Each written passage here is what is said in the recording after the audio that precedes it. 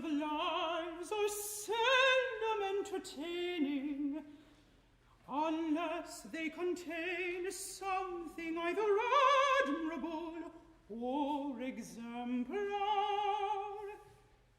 And since there is little or nothing of this nature in me, I will not tire your readers with tedious particulars. Know then only that I am an enemy to vice and a friend to virtue, a hearty lover of all good men, and a mortal enemy to arbitrary government and unlimited power. I am naturally very jealous for the rights and liberties of my country, and the least appearance of an encroachment is apt to make my blood boil exceedingly. I have likewise a natural inclination to observe and reprove the faults of others, at which I have an excellent faculty. I never intend to wrap my talent in a napkin. To be brief, I am courteous and affable, good-humoured, unless I am first provoked, and handsome, sometimes witty, but always, sir, your friend and humble servant. Silence do good.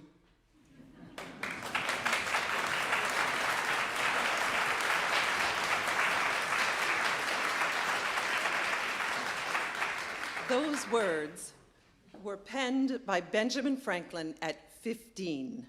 He was posing as Silence Dogood, a prudish country widow with a lot of opinions. Franklin secretly wrote a whole series of letters in her voice to voice his own grumblings on government and the affairs of men. He snuck them under the door of the New England Courant, a political newspaper in Boston.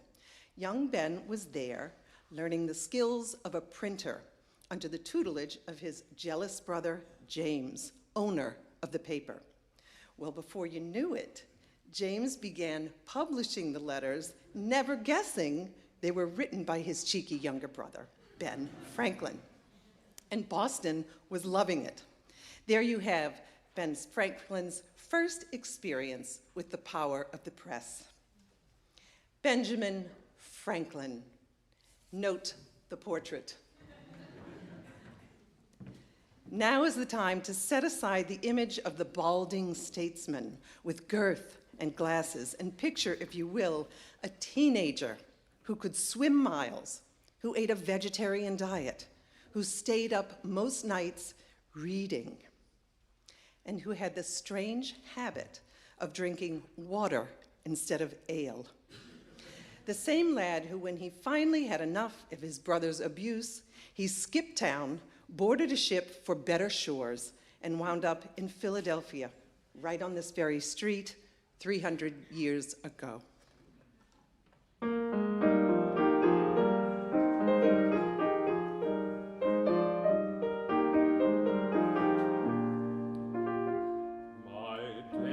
Have been so wondrous free, the little birds that fly with careless ease from tree to tree were but as blessed as I, were but as blessed as I.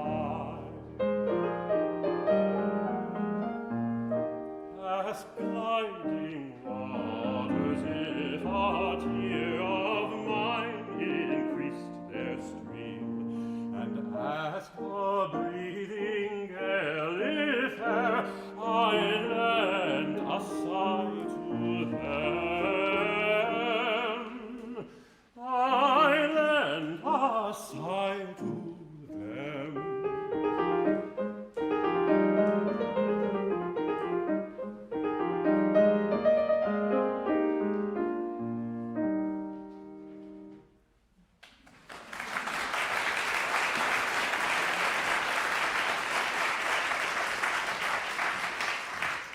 Benjamin Franklin was 17 when he ran away from Boston. After skittering down the northeastern coast on various vessels and sometimes on foot, he arrived 2 weeks later at the Market Street Wharf. It was a crisp Sunday morning in October, 9 a.m. He was exhausted and starving. He said his pockets were stuffed with shirts and stockings, and he had only a Dutch dollar and a shilling to his name. He gave a baker 3 pennies of his money, and for that he got 3 puffy great rolls. He put a roll under each arm and set down the street eating the other. And this was when he spied Deborah Reed watching him from a door sill. She was 15 at the time. 7 years later, they'd marry. In these days, Benjamin Franklin was already curious. He was curious about everything, and his curiosity would lead him to amazing inventions and discoveries. Franklin would become the most celebrated scientist of his day. He'd also become a diplomat who was gifted as a diplomat, who knew the value and necessity of compromise. Compromisers may not make great heroes, he'd say, but they do make great democracies. And Franklin was democratic to the core. He believed that we, the people, should govern ourselves. No wealthy aristocrats, no long family lines of power, no kings. Franklin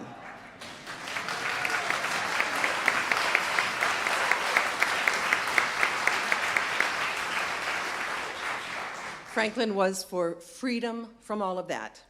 Freedom of self-determination, freedom of religion, freedom of the press, freedom of thought itself.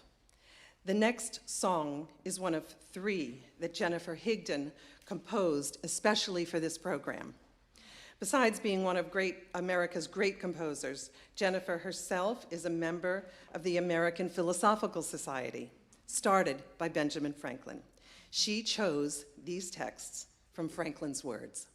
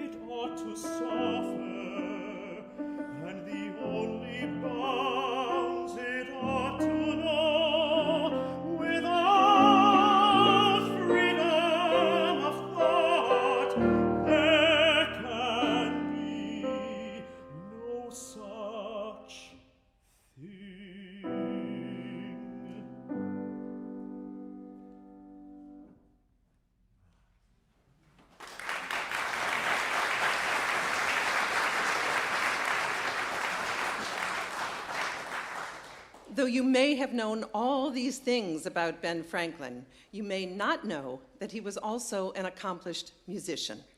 He played violin, guitar, harp, viola da gamba, and he wrote simple tunes and verses, and he even invented a musical instrument, the glass harmonica. Music was a significant part of his life, and it enriched most of his days. The music on today's concert will be a mix of the colonial and European music that Ben Franklin loved, sang, wrote about, together with the music written by composers of our own time, inspired by some of his amazing words. Now, we return to young Ben Franklin, just starting out in the printing business. In these years, he's figuring out who he really wants to be. After various intrigues with shady characters, those outside and inside himself, he decides to create some rules for living like a rational creature. Here is the first and the shortest of the many lists he'd write on self-improvement. He'd pay back all the money he owed. He'd try to speak the truth and be sincere in his words and in his actions. He'd apply himself industriously to whatever task was at hand. And he would speak ill of no one.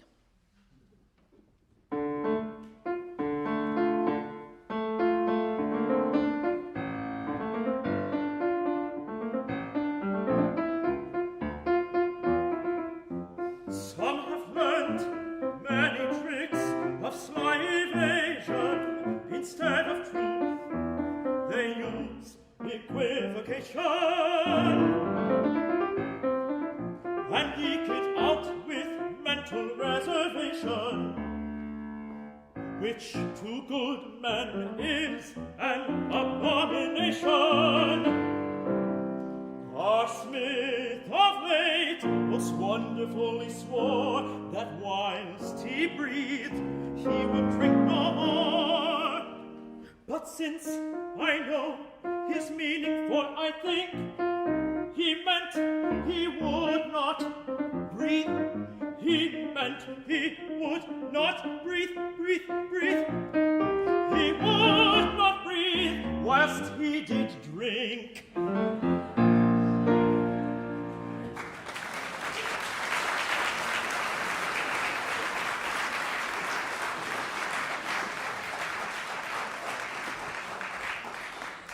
But for all his rules, it was governing his passions that proved the most difficult. Franklin writes that he frequently found himself in intrigues with low women. In these years, he fathered a child out of wedlock, a boy named William. Franklin raised his son, William, but never his whole life long did he identify the boy's mother.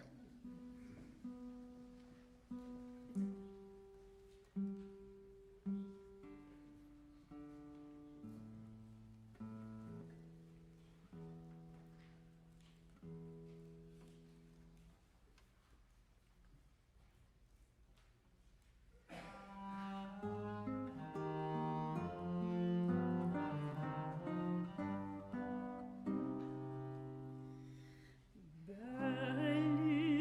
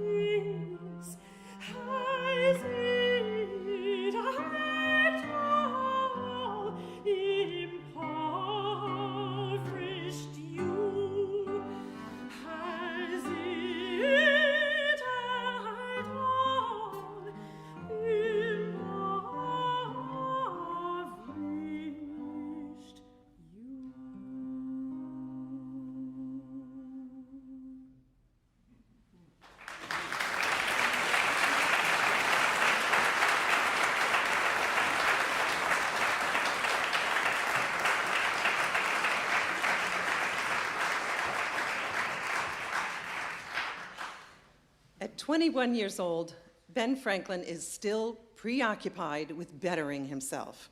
And of course, he figures everyone else needs a bit of improvement too. So he gathers together a group of young craftsmen like himself, all who have a taste for poetry, astrology, natural history, mathematics, and science. With these friends, he founds the Junto Society. They meet for mutual improvement every Friday night at the Indian Head Tavern. The young men debate morals, politics, and natural philosophy, and they lecture one another for fun, or as Franklin puts it, for the sake of knowledge alone. This association would last 38 years, and an offshoot became, of course, the American Philosophical Society. In his personal life, Ben was industrious, always. Even after he began to earn a good living, one that could have afforded him some leisure and some nicer clothes, he maintained instead the proud habit of wearing his leather apron everywhere he went. And believing it was good for business, he carted around all his own paper supplies in a wheelbarrow, so he was sure to appear as industrious as he actually was. This next song is written about this well-known habit of Benjamin Franklin. It and the two songs that follow come from a musical about Ben Franklin, composed by Ernest Bacon in 1984.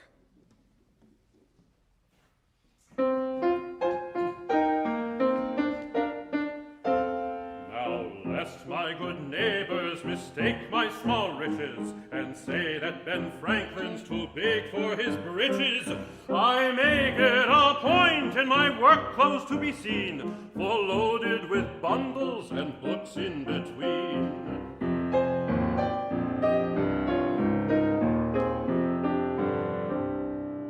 Up and down Front Street and Pewter Plate Alley and Dock Street and Broad Street and Market and Wall, I did what I could for the general good, delivering my bundles of wisdom for all.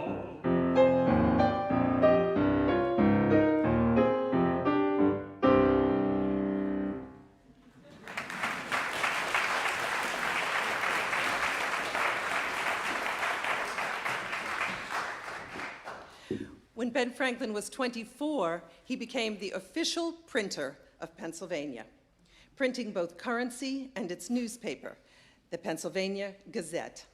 In it, he published all the news of Philadelphia, the colonies in England, and he also ran ads and published his opinions, his graphs, his cartoons, and his hilarious satire. And he aggressively and ruthlessly competed with other printers for readership.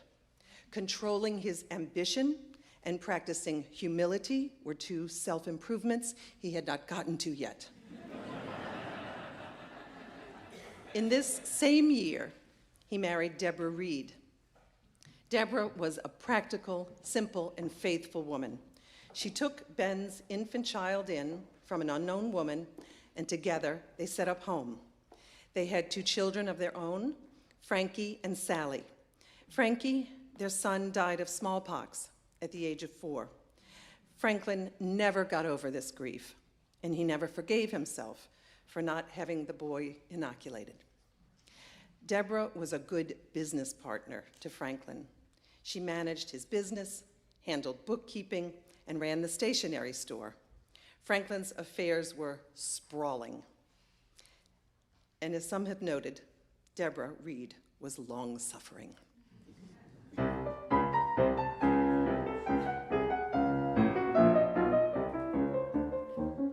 Soap and powder, sealing wax, quills and maps and postage stamps, candles, china, pottery new, tickets for the lottery too, horoscopes and almanacs, bundles full of rags. I sew and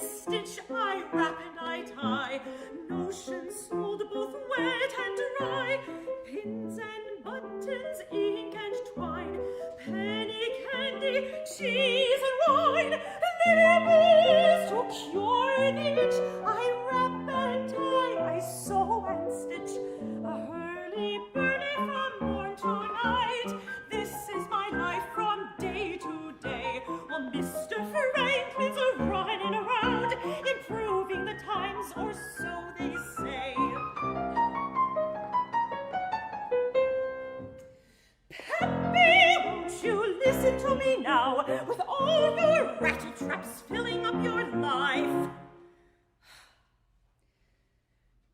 Is any time you thought somehow to ease the lot of your poor wife?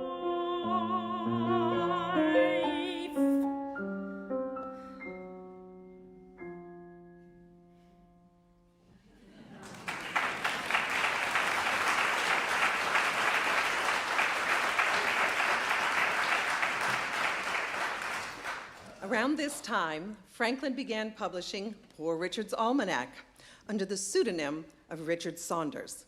Now, Franklin loved pseudonyms.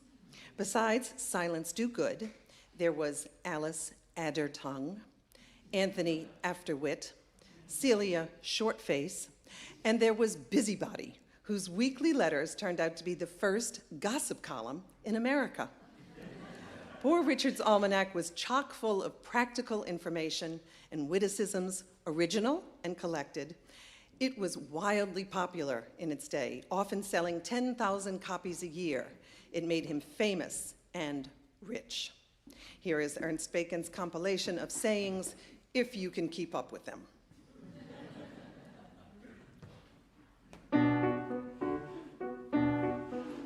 We spend too much time in bed at ease, the sleeping fox will catch no geese.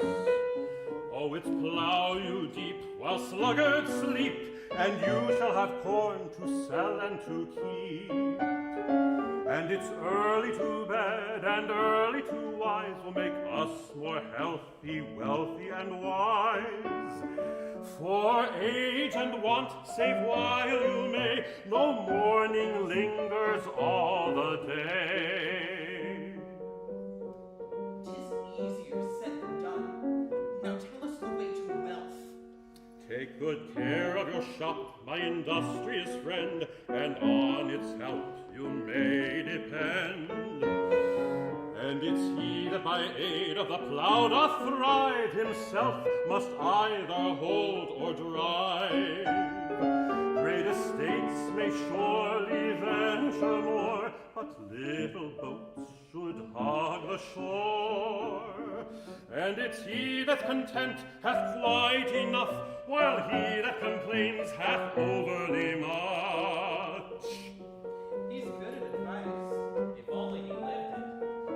Some say he does. That's not what I've heard.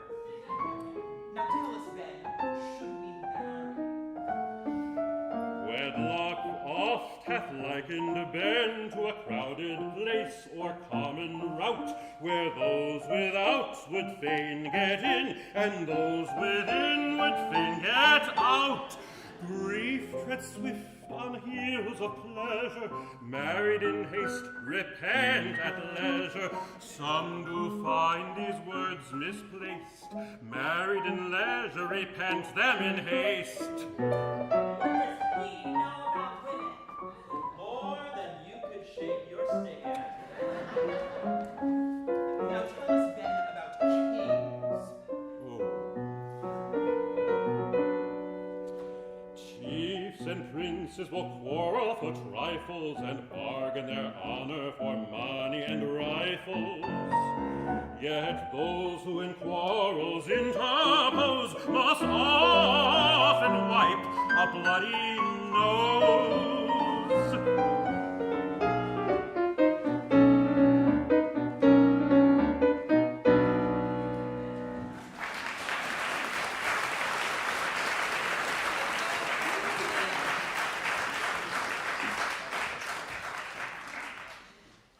12 years into his marriage, and certainly before other pursuits began to occupy Benjamin Franklin, he penned a poem to his wife.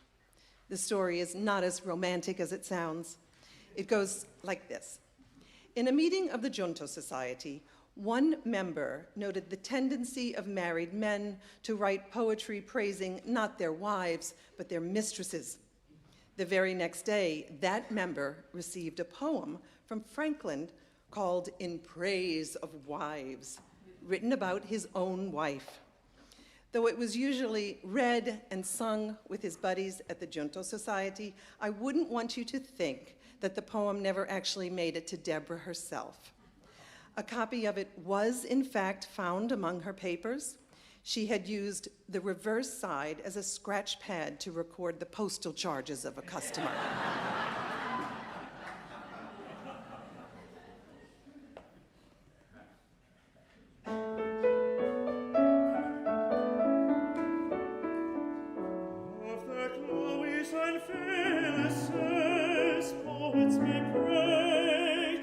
I sing my plain country joy.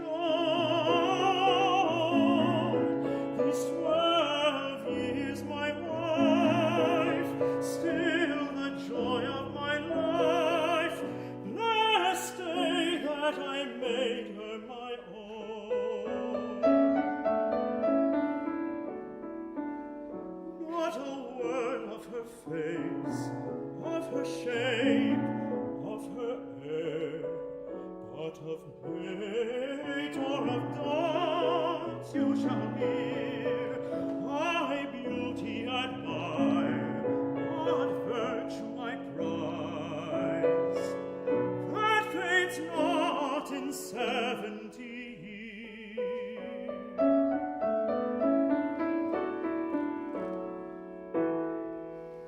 Am I loaded with care? She takes off all our share, that the burden ne'er makes me to reel. Does good fortune arrive, the joy of my wife quite doubles the pleasure I feel. Some faults have we all, and so has my Joan, but then they're exceedingly small, and now I'm grown used to them, so like my own. I scarcely can see them at all.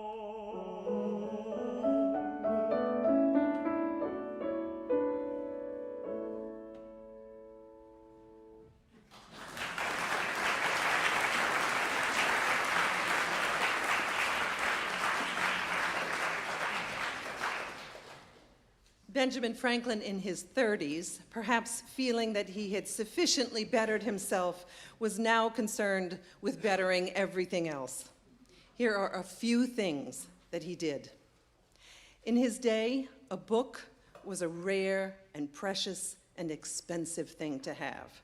So Franklin created the first lending library in Philadelphia because he thought everyone should have access to books. He believed it was a moral duty to care for the sick, and he made this argument in the Pennsylvania Gazette. Once he got everyone on board, he set about founding Pennsylvania Hospital, and he came up with the brilliant idea of the matching fund to raise the money to do it. Franklin only went to school until he was about 10 or 11. For someone who loved learning and who was curious about the world as he was, this was agonizing for him. So he founded a college in Philadelphia that became the University of Pennsylvania. When he founded it, he made sure that it also had a free school for poor. To his dying day, this was one of his proudest accomplishments. Then Franklin drew up a bill to pave the muddy streets of Philadelphia, and to have lights placed in front of houses. For such improvements as these, people were willing to pay a tax. Franklin didn't do any of these things by himself, of course, but he was the driving force and the galvanizer that made them happen. And these were only his civic activities. These were also the years for scientific pursuits. Franklin watched storms closely. He read reports about their winds. By doing this over time, he discovered air pressure systems, and his writings on these are now considered to be the very beginning of meteorology. And Franklin, of course, did fearless experiments on electricity, which, by the way, often knocked him senseless. He was the one who coined new words and phrases to describe his findings, like positive and negative charge, battery, neutral, condense, and conductor. He thought greater minds than his would come up with better words to replace his simple ones, but in almost 300 years, no one has. His experiments were being duplicated around the world, and Dr. Franklin, a citizen scientist, was now internationally famous. Throughout all of this, you can be sure that Franklin found time to rest his mind and his heart with the sentimental songs of his times, songs he loved so well. This next was a particular favorite, and one that foreshadowed his own life. This was a song, he said, that he sang 1,000 times as a young man.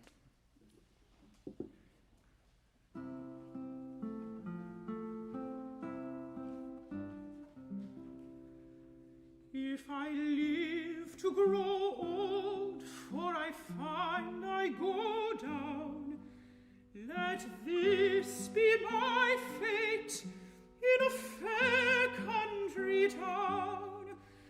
Let me have a warm house with a stone at the gate, and a cleanly young girl to rub my bald pate. May I govern my passion with an absolute sway, and grow wiser and better as my strength wears away, without coat or stone, by a gentle decay, without gout or stone, by a gentle decay.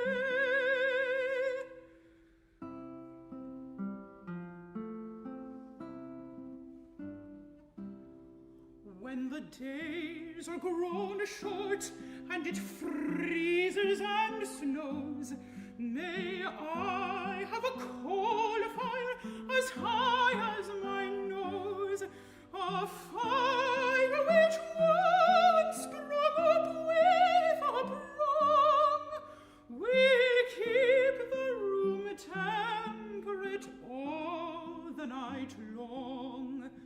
May I govern my passion with an absolute sway, and grow wiser and better as my strength wears away, without gout or stone, by a gentle decay, without gout or stone, by a gentle decay.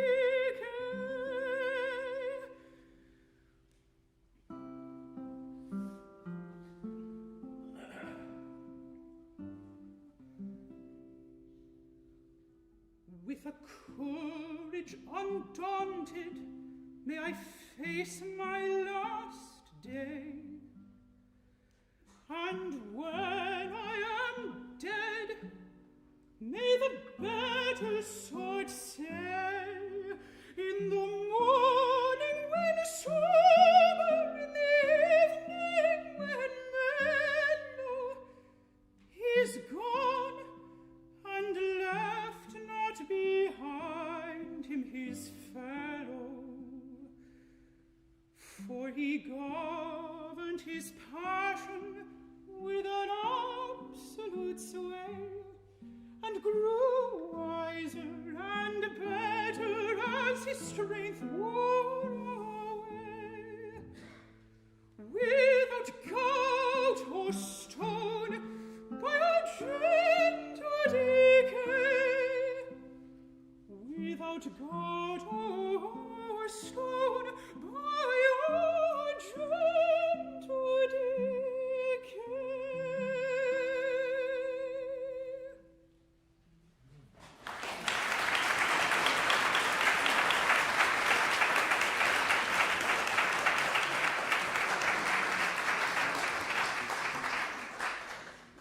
With such significant accomplishments, you'd think Ben Franklin would be satisfied. Cease with the industry and rest already. That he could not do. But by this point, he has discovered that ale is in fact better than water. So perhaps it's just time for a pint? Here's a quote from one of the letters of Franklin. "Surely God wants us to tipple, for he's made the joints of the arm just the right length to carry a glass to the mouth without falling short or overshooting the mark. And behold, rain descends from the heavens to the roots of the vine and is changed into wine. It's constant proof that God loves us and wants to see us happy." This next verse was written by Benjamin Franklin himself. It's about the pleasures of drink.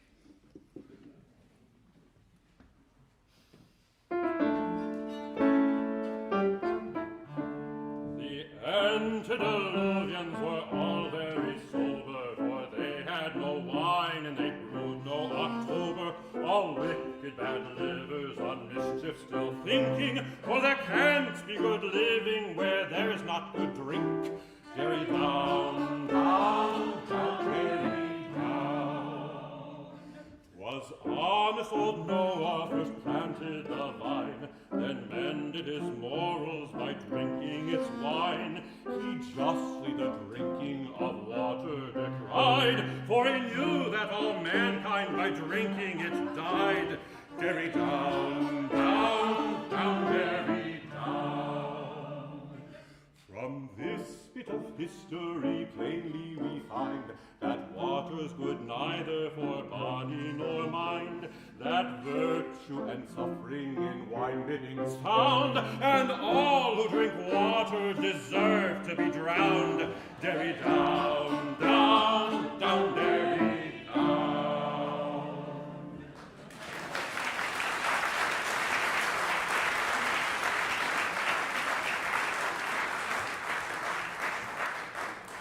And now we close the curtain on the first half of Benjamin Franklin's life.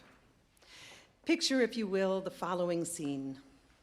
The family is gathered in the warm parlor of the Franklin home on Market Street. It's cold. It's January 17th, 1748. A fire's crackling in the Franklin stove, and families gathered round to celebrate the 42nd birthday of their dear Ben. Roasted delights have been on the menu. Green leaves of Indian corn, succotash, his favorite bird, the turkey, with apples and cranberry roasted around. As the candles burn low, the family turns to music. The evening ends with this favorite Scottish ballad. "This is the one," he said, "that brought tears to his eyes."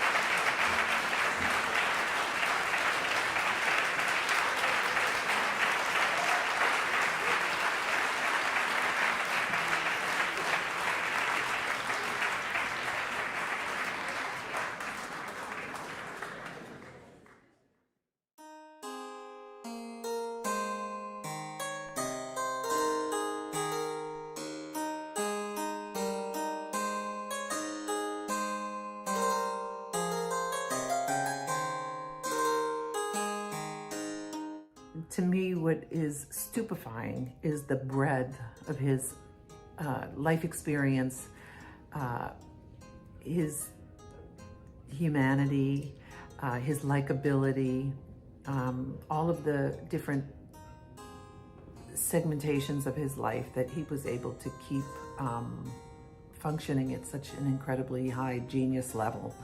All of that is just mind-boggling. So when we decided that we were going to do this program, it actually all started because I happened to find on my dad's shelf an autobiography of Benjamin Franklin. And it was from when my dad was about 12. And so it had his handwriting in there. So I decided, okay, well, I'll read this. And, you know, it's so interesting and so much fun. And also, you know, he's creating a bit of what he wants to be remembered at. He wrote this, of course, not as contemporaneously as it was going on, but he wrote it way after the fact, ostensibly for his son, but he never finished it. So that was my first entry, and I then put the idea to Laura, like, what do you think if we, you know, actually built this program around Ben Franklin? We could do music of the colonies, music of that he would have been hearing, and we could pair it with commissions that we would be, you know, other things. I was kind of interested in what people could do with his prose writing, whether there would be something fruitful there for some of the composers, and there has been.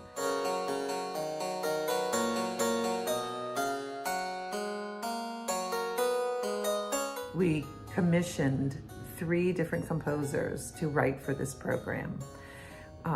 One is very well known to PCMS audiences, and that's, of course, Jennifer Higdon, one of our great composers today.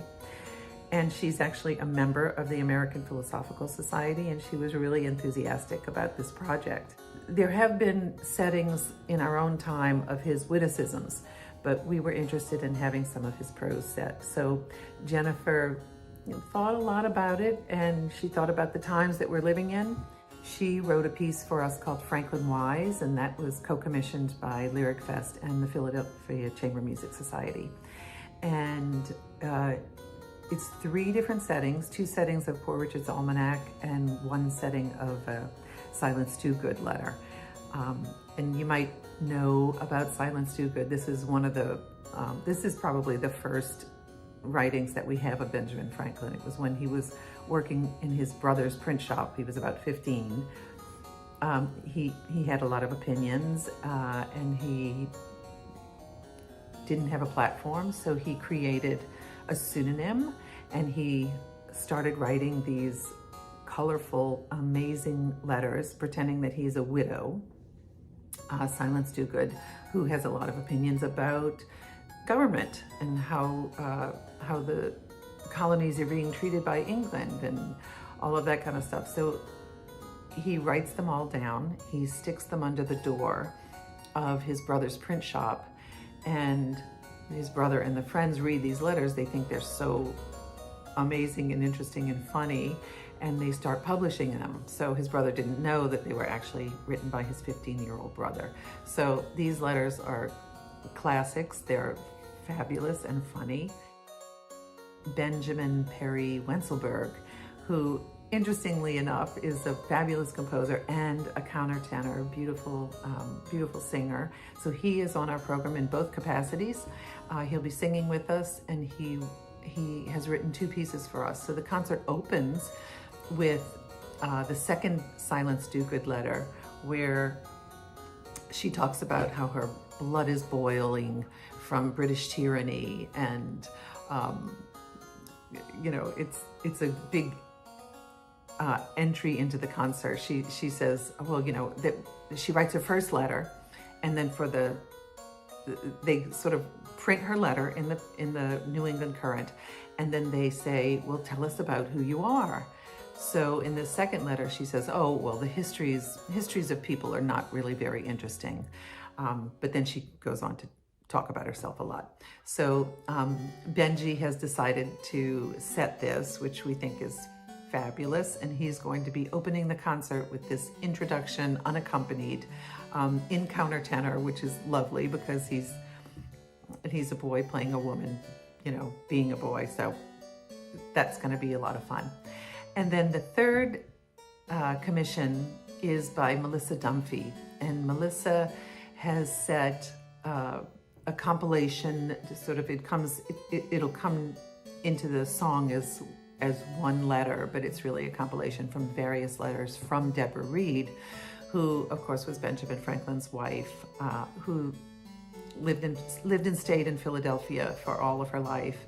But Benjamin Franklin was, of course, traveling the world, and, you know, left her for a period of, 18 years the first time, and I guess she died during that period, but then he lived for another 10 years in France after that. So it was, it's a very poignant letter.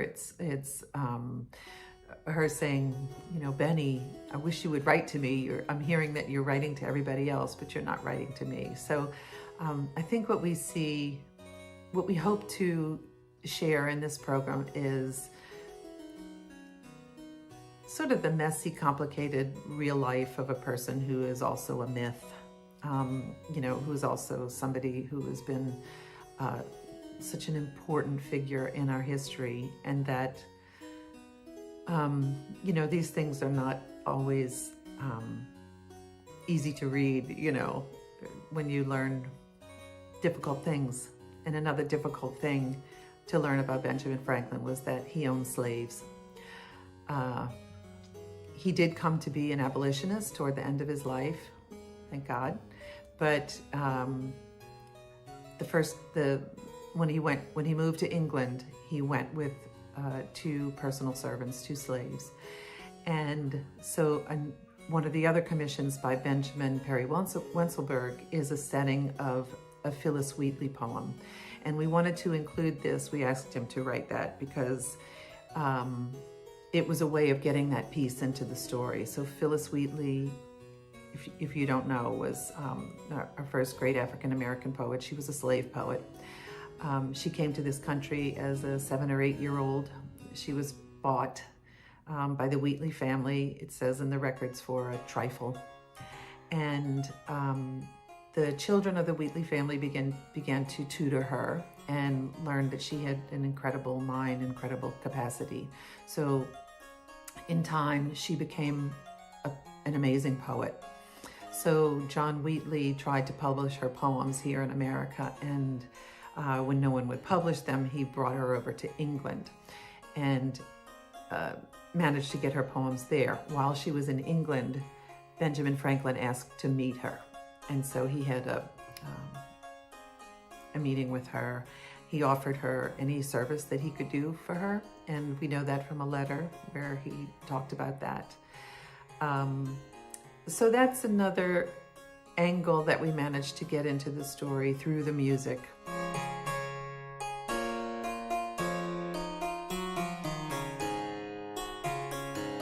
We look for collaborators on our programs who really sort of communicate without a fourth wall. This feeling of really being able to just talk to an audience, talk through song or talk through words. And as far as composers, we're really looking for the same thing. We want to collaborate with people who, first of all, have a love of the human voice and an ability to write for the human voice, and who have a special affinity for the language and for beautiful text, important text, story. All of those kind of things are important for us.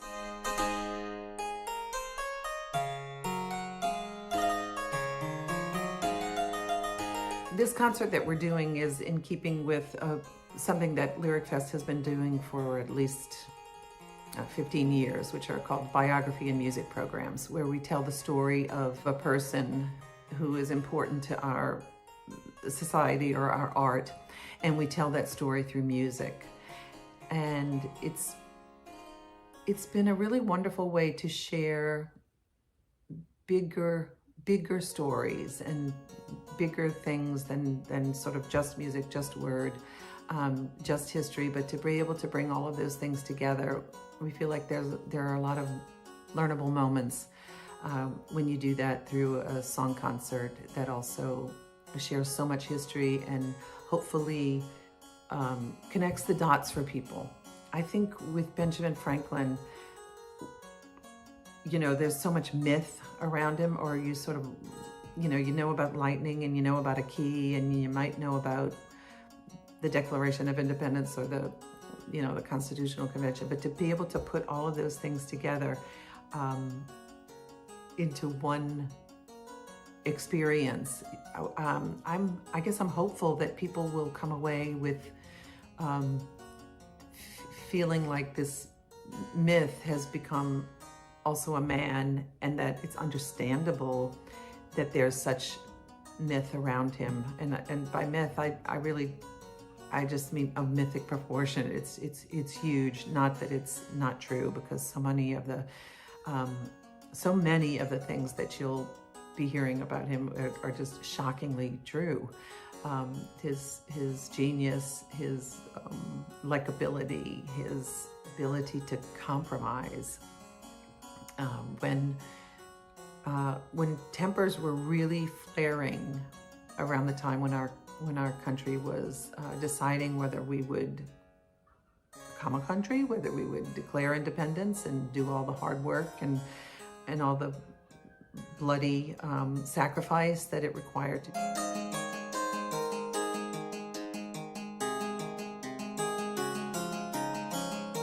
Next season for Lyric Fest, we are looking to the celestial heavens for inspiration. We'll be building programs around all the things that the stars have meant for humankind, for exploration, for inspiration, more myth. And so we'll open our season with a concert of music about the stars, mostly English and American art song. Our second program will be German art songs, German songs of the night. So we're very, very excited about that.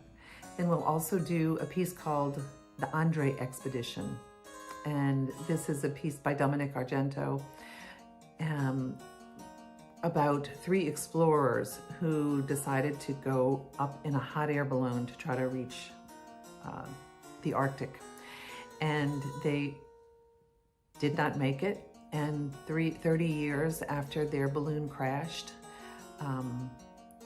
their diaries and their ship's logs were found in the ice and snow. And so Dominic Argento set these pieces. So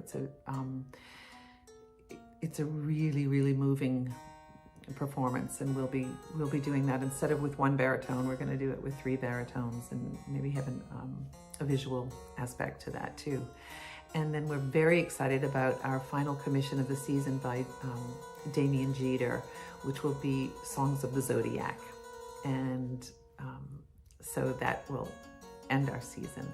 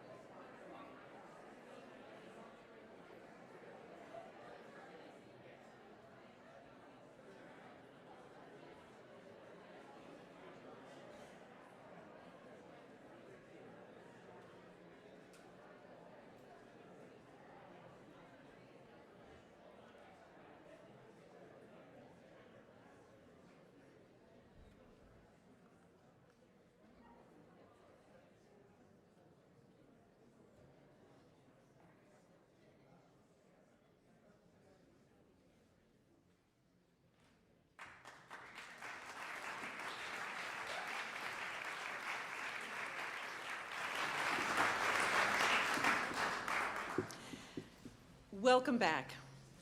This is the beginning of new adventures for Benjamin Franklin. He's made a modest fortune and retired from his printing business, but he keeps ownership of his paper, the Pennsylvania Gazette, so he can still publish all his opinions. The French and Indian War is now going on in America, and all around them, the French and the British are in a terrifying battle to claim new American territories. Parliament decides to tax the colonies to pay for the war, and Franklin is deeply disgruntled. British tyranny still boils his blood exceedingly. It was in these years that Franklin begins thinking seriously about uniting the colonies so they could defend themselves together. As postmaster, he had traveled them all, from Massachusetts to Georgia. He understood the similarities and the differences of his countrymen, and somehow he had to bring them together. So, since a picture paints 1,000 words, Franklin designs his most famous cartoon ever, the snake cut up into 13 pieces, one for each of the colonies. Beneath it, he prints the menacing text, "Join or die." And then he wrote this verse about England. He calls her Old Mother, and he makes his point in song.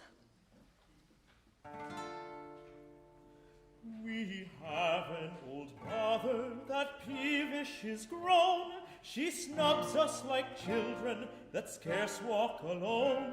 She forgets we're grown up and have sense of our own, which nobody can deny, which nobody can deny. If we don't obey orders, whatever the case, she frowns and she chides us and she loses all patience, and sometimes she hits us a slap in the face, which nobody can deny, which nobody can deny.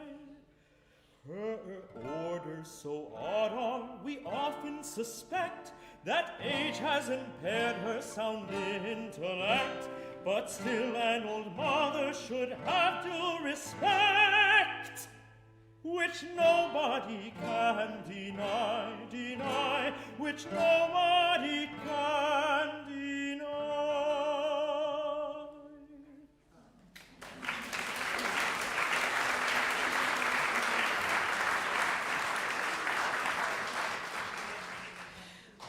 Parliament continues to squeeze the colonies.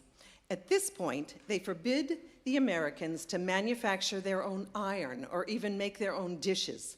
The colonies were made to send their raw materials all the way across the ocean so England could manufacture the products and sell them back to the colonies. To make matters worse, England began sending her convicts to America. Franklin proposed in the Gazette that America should return the favor and send a shipload of rattlesnakes back to England. England did not let up. Parliament passed the Stamp Act, which made the colonies pay a tax for any paper product they used. Okay, but all the money went back to England, while still the colonies were given no representation in Parliament. The rallying cry became, of course, no taxation without representation. It was now time to deal with the lawyers of England.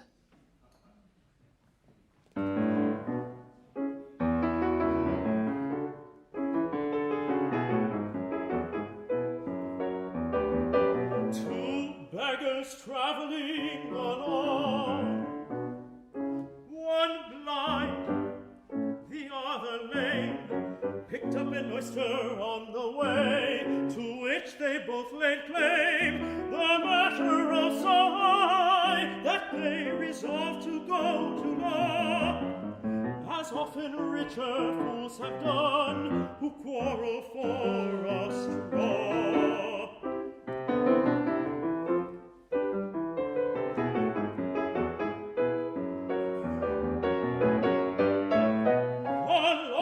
Took it straight in hand, who knew his business was just to mind nor one nor the other side, but make the best of the cause, as always in the law's the case.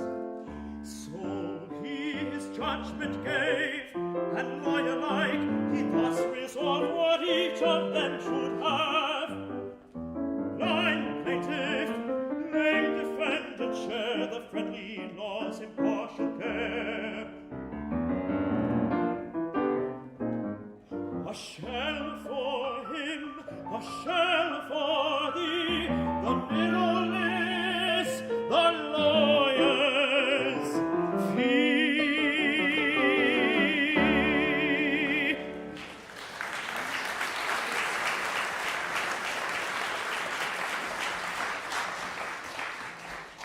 Well, duty called, and a 60-year-old Benjamin Franklin was sent abroad to fight for the rights of the colonies. He was a good choice. He was already a famous and well-respected scientist. He was personally quirky, likable, and monstrously intelligent, and witty. At this point, he still had a reverence for the king and a love of England, so you might say he could work both sides of the aisle. For the next decade, Franklin would hope for and work for a compromise. This appointment found Franklin leaving his wife and daughter in Philadelphia and settling into a long tenure abroad. He arrived on the shores of England with his 24-year-old son, William, and 2 slaves. Yes, Benjamin Franklin, for all his enlightenment, owned slaves. They were named King and Peter. It would take Franklin another 2 decades before writing the thinking that allowed himself this wrong. I'd like to think that perhaps one encounter in London helped bring about his conversion to being an abolitionist, which he eventually did become. In London, he met the remarkable slave poetess, Phillis Wheatley. She was there with her enslaver, John Wheatley, to publish her extraordinary poems in England. Franklin admired her work and went to visit her. As an important statesman, he offered her any service he might render her. This is a setting of one of Phillis Wheatley's poems, composed especially for this concert by Benjamin Perry Wenzelberg, who is also singing it.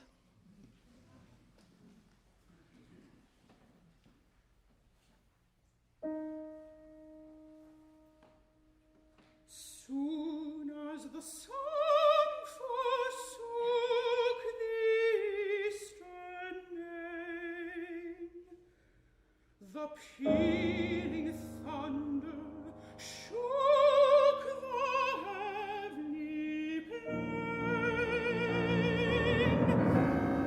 Majestic grandeur from the zephyr's wing exhales the incense of the blooming spring.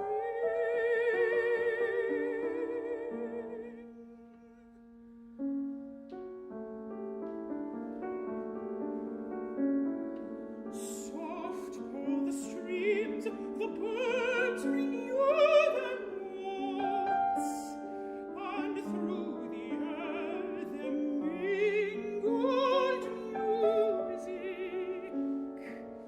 floats.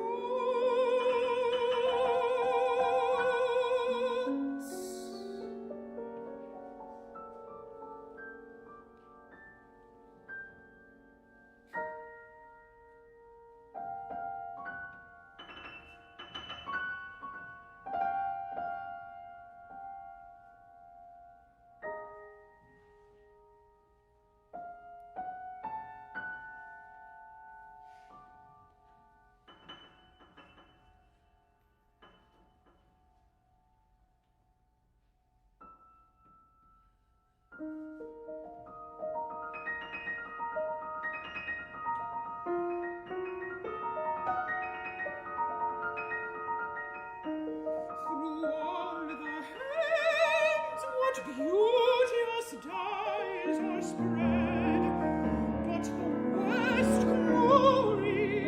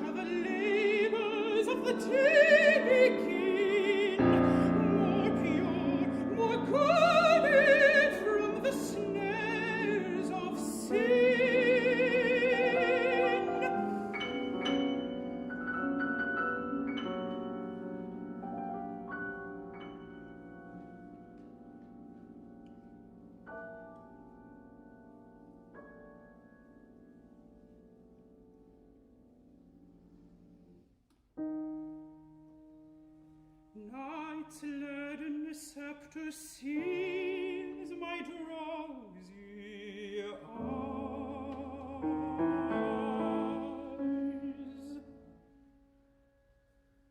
Then cease my song till fair Aurora rise,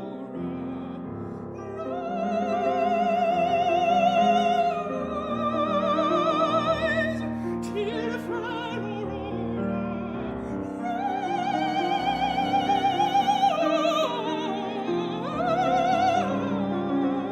rise, till fair Aurora rise, till fair Aurora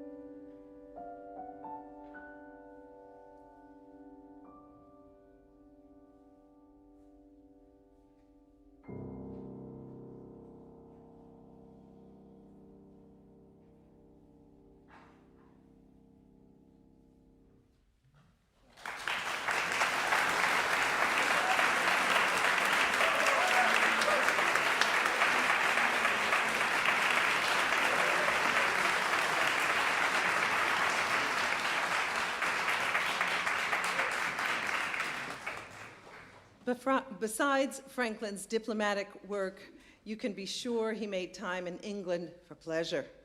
There were concerts, plays, and coffee houses. And imagine this, while in London, Franklin heard Handel conduct Handel's Messiah. Soon, Benjamin Franklin would ensconce himself into the bosom of a new surrogate family, all but forgetting his wife and daughter at home. In time, Margaret Stevenson and Franklin would be received almost as a couple in London.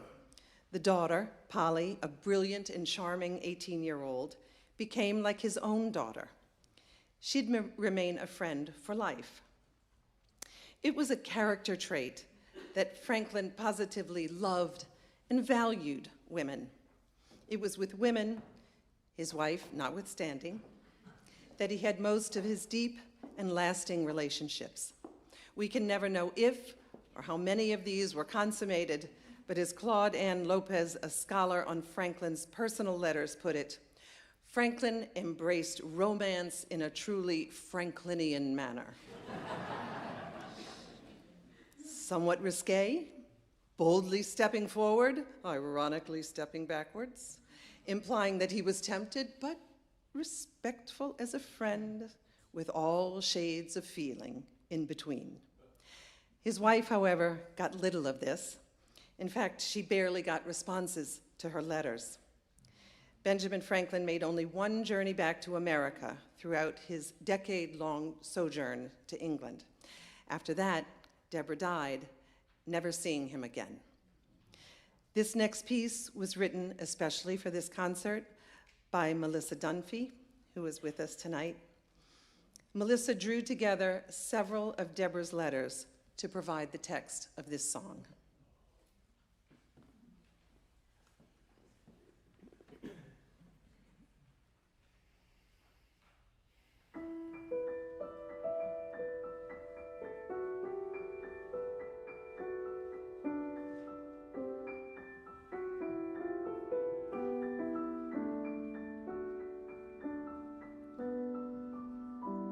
I am set down to confab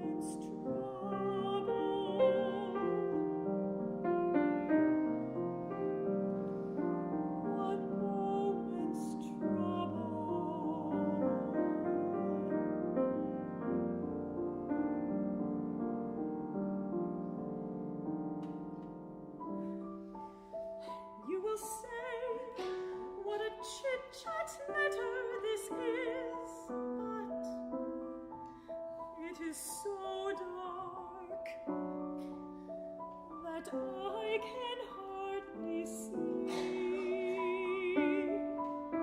I must bid you adieu, bid you adieu, my dear, I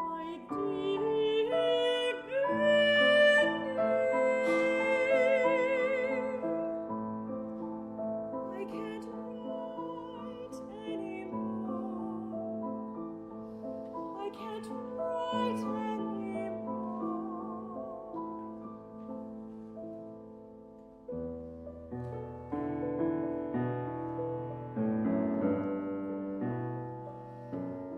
I am your affectionate wife.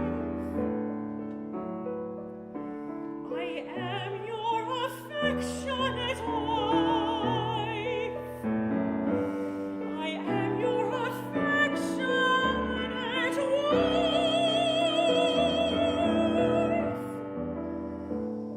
I am your affectionate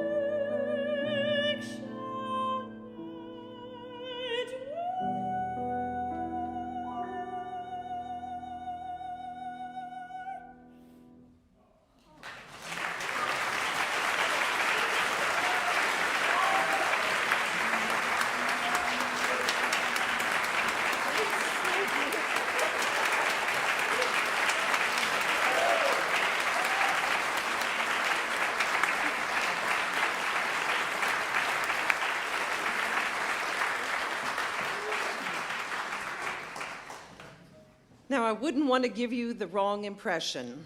There were a lot of people who didn't like Benjamin Franklin.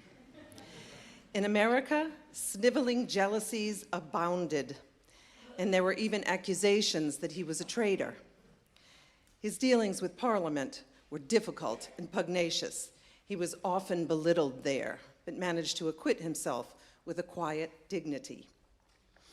In this way, Franklin worked through a decade of challenges, sometimes in a manner forthright, and sometimes with a cunning one could only admire. The following aria by George Friedrich Handel perhaps had a message that Franklin could appreciate, but the music he had no time for. He wrote to his brother that this particular aria contained all the faults of modern music. He even wrote out musical examples to demonstrate his point. There were accents on the unimportant words. He didn't like drawling, which he defined as extending a word beyond its natural length. He couldn't abide ornamentation. He called it stuttering. Besides that, you couldn't understand the words. And what was most egregious of all that screaming without cause.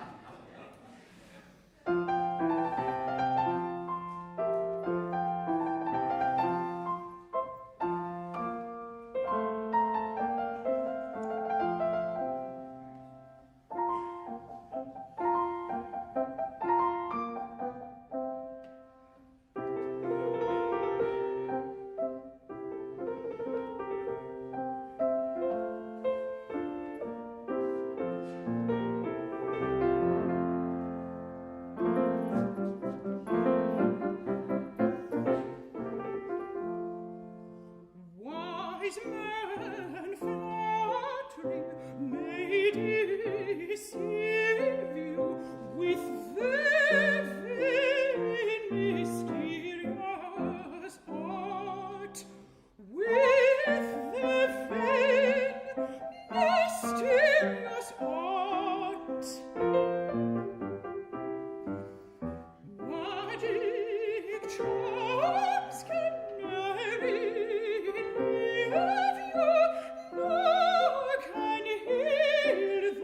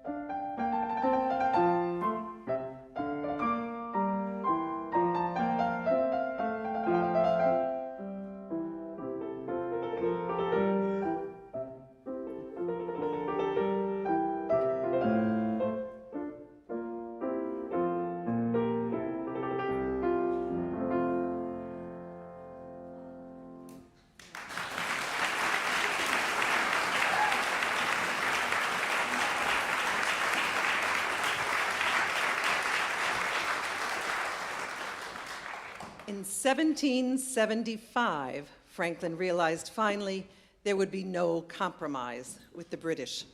And so he returned home for the writing of the Declaration of Independence. Franklin did not pen this document, but he wordsmithed for Thomas Jefferson. Jefferson had written, "We hold these truths to be sacred and undeniable." Franklin crossed that out and wrote instead, "We hold these truths to be self-evident, that all men are created equal." As we know, the Declaration was not the end of the story, but the beginning, and it was fraught. It would require a bloody, painful war on American soil, and America would need allies. So Benjamin Franklin, as the colony's oldest and most revered statesman, at 70, was sent to sell the idea to the French, the longtime enemy of the British. He began making his case, as he often did, with satire and song. This Scottish ballad was Franklin's favorite diplomatic allegory. He sang it to bring others to his understanding. In it, Jamie is Old England, Jenny is America, and Old Robin Gray is France.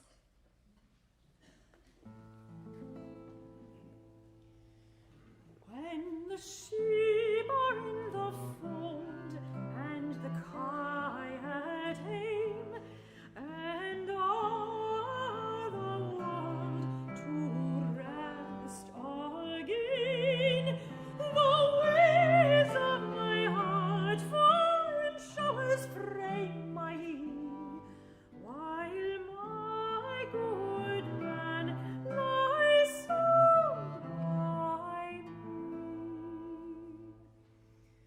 Young Jamie lured me well, and he sought me for his bride, but saving a crown, he had naething beside to make that crown a pound.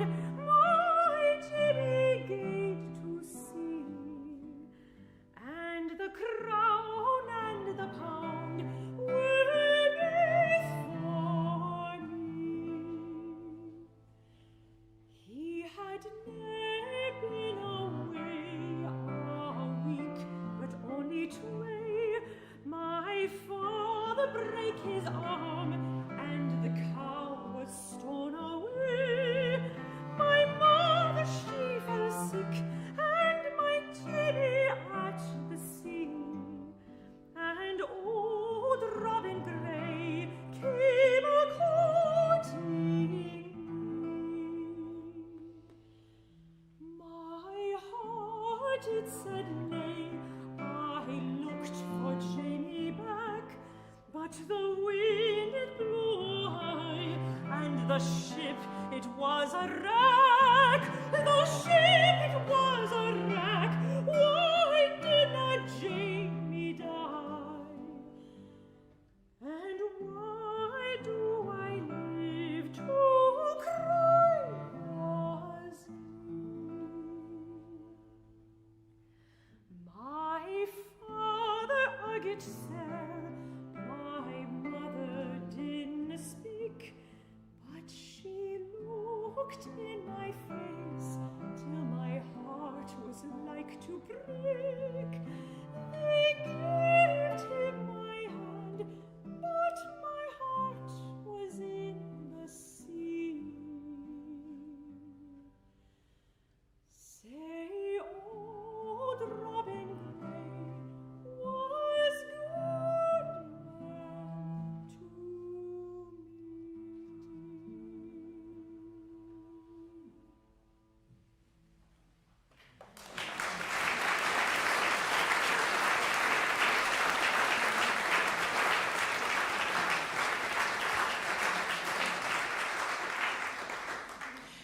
In October of 1776, Franklin withdrew 3,000 pounds of his own money to lend to Congress for the war. He then boarded the ship, the USS Reprisal, for a harrowing trip across the Atlantic, dodging British ships along the way. The voyage took an entire month.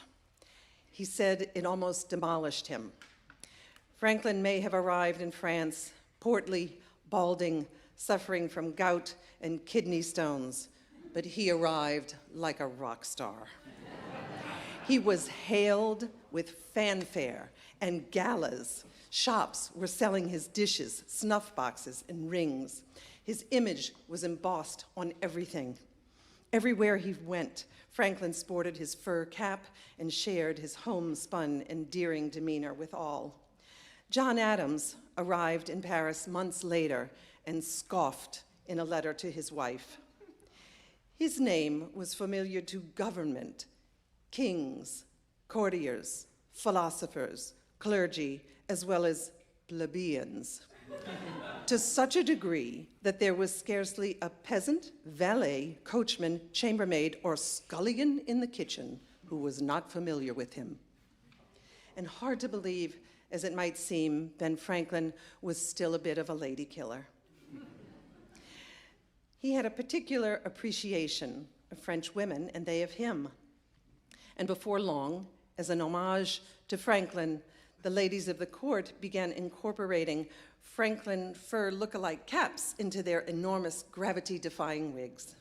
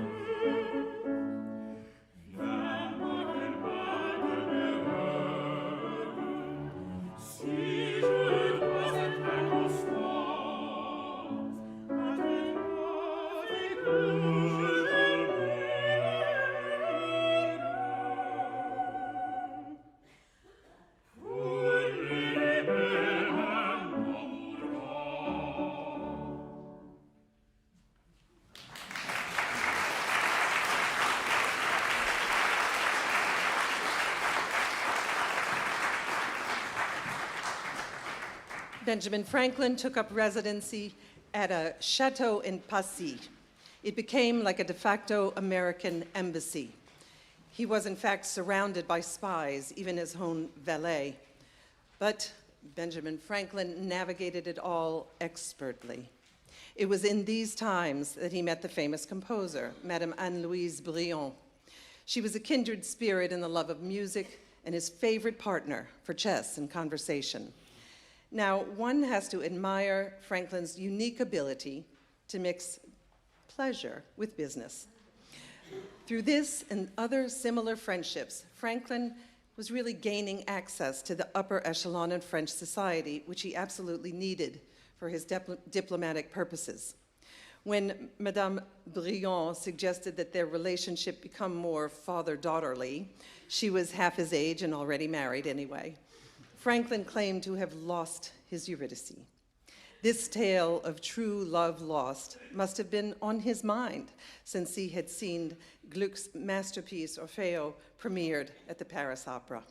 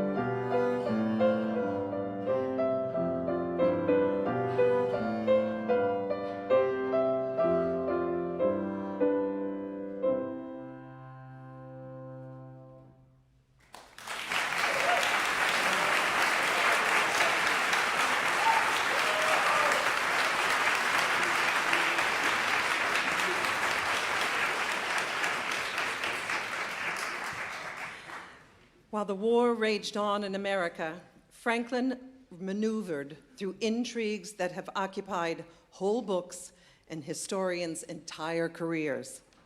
At one point, near the end of the war, Franklin got word that Philadelphia was captured. He learned, too, that his own home on Market Street was seized by a British captain, who, incidentally, stole his musical instruments, stole his electrical instruments, his books, and his portrait. To the shocking news that Philadelphia was captured by General Howe, Franklin responded, "You mistake the matter. Instead of Howe taking Philadelphia, Philadelphia has taken Howe." He turned out to be right. By stopping the advance in Philadelphia, the British troops had made a tactical error, and they would soon be isolated. Franklin used a mixture of expert diplomacy and good old-fashioned propaganda to get to the French government to finally come to the aid of America. When they did, the British surrendered within 2 years, with Franklin there to broker the Treaty of Paris, ending the American Revolution. With his work complete, Franklin would soon leave his beloved France, but not before he and independence itself were properly feted with a grand party. His friend, the Abbé Morellet, gifted him with a songbook compiled of Franklin's favorite Scottish airs, translated into French. Morellet sang them while Franklin merrily accompanied on his glass harmonica. At the end of the evening, Benjamin Franklin was toasted with this drinking song, written for this special occasion in his honor. We are singing some of it in English so you might appreciate what a fine verse it was. Let the learned all acclaim Franklin's glory and his fame. I myself his winning ways in a drinking song shall praise. Levez armez, chante notre Benjamin, notre Benjamin, chante notre Benjamin. Sage in counsel, sharp in skill, but at dinner better still, foils his foes and all their wiles as he drinks his wine and smiles. Levez armez, chante notre Benjamin, notre Benjamin, chante notre Benjamin. Like an eagle strong and wise, he has risen to the skies, parted looming clouds asunder, stolen heaven's dreaded thunder. Come, let's raise a glass and then sing the praises of our men. Raise a glass and then sing the praises of our men. On the ocean, in the field, Yankee soldiers will not yield. Half of every prize they win is the work of Benjamin. Come, let's raise a glass and then sing the praises of our men. Raise a glass and then sing the praises of our men.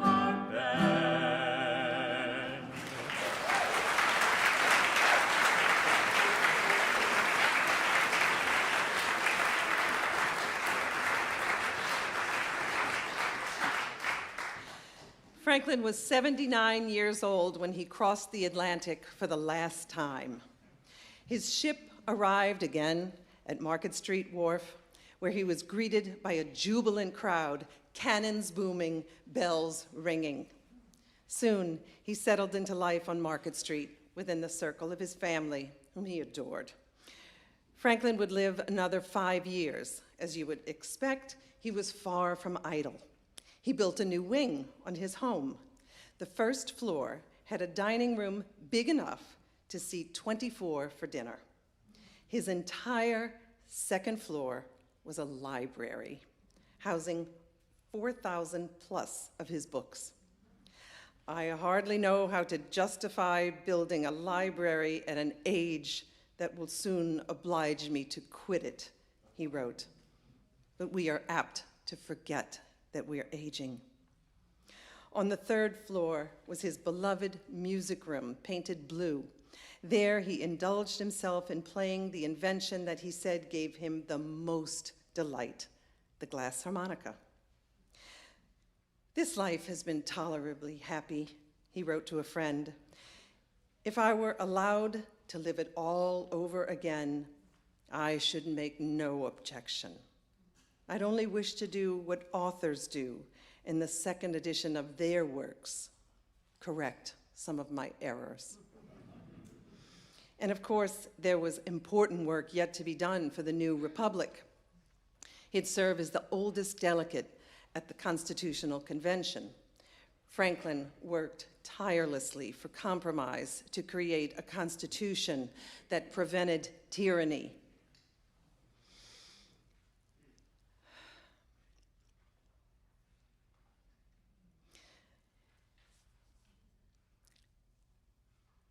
Protected civil rights, and would serve as a beacon for centuries to come. Franklin's health began to wane. He'd be carted to meetings on a stretcher. Sometimes he'd doze during public hearings.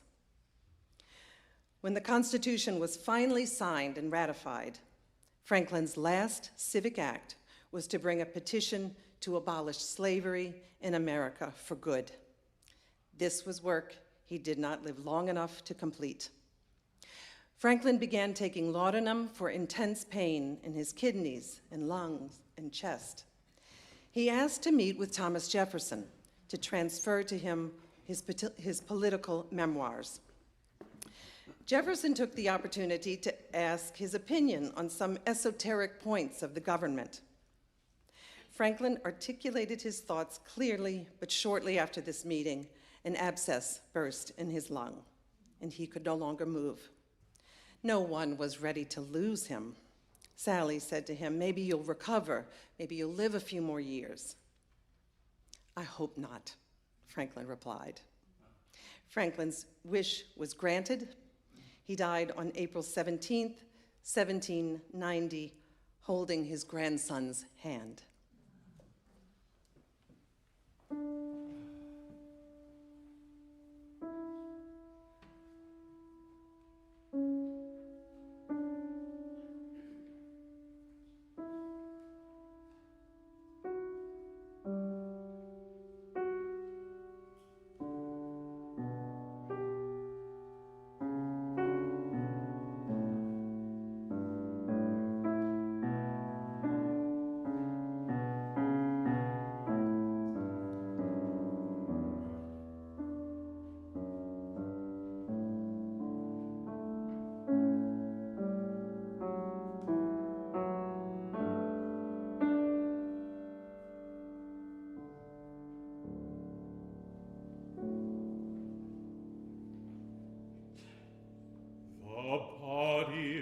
Benjamin Franklin, printer.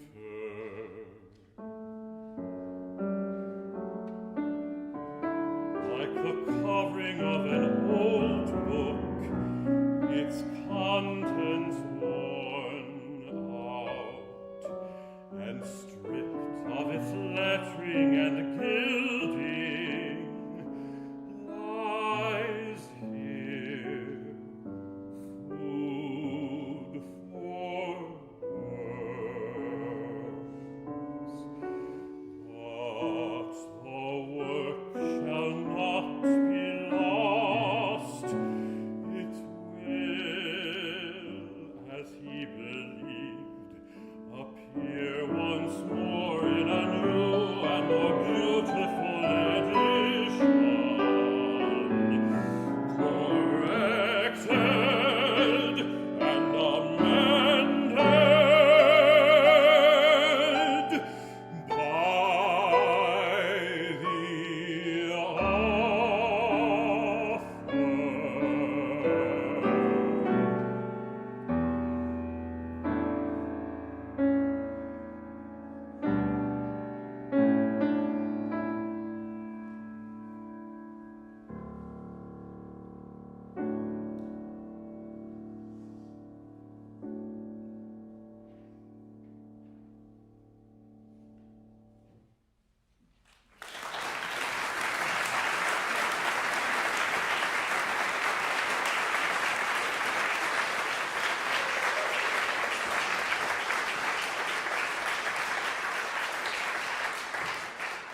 The setting you just heard of Benjamin Franklin's epitaph, which Franklin wrote when he was only 22, was set by composer David Sisko, who might be with us tonight. I don't know. He is.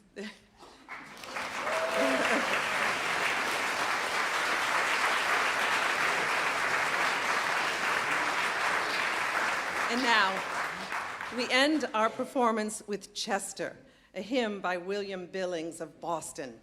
It was composed during the American Revolution as one of the first patriotic songs in America. It encourages all Americans to be courageous in fighting for what we believe in.